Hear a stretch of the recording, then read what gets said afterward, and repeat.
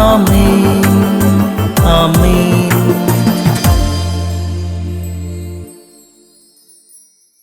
യേശുവിന്റെ ഏറ്റവും പ്രിയപ്പെട്ട കുഞ്ഞെ, ജെറമിയ 23:23 കർത്താവ് ചോദിക്കുന്നു, സമീപത്തായിരിക്കുമ്പോൾ മാത്രമാണോ ഞാൻ നിങ്ങളുടെ ദൈവം?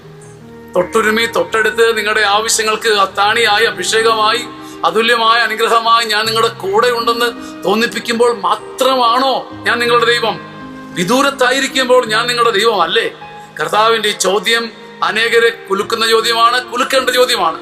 ഞാൻ പ്രാർത്ഥിച്ചപ്പോൾ എൻ്റെ കർത്താവ് കൈനീട്ടി എന്നെ തൊട്ടു നിന്നു, അത്ഭുതം എൻ്റെ മടിയിലേക്ക് അളന്നിട്ടു. അപ്പോൾ എനിക്ക് ദൈവമുണ്ട്, ഞാൻ ദൈവത്തെ വാഴ്ത്താറുണ്ട്.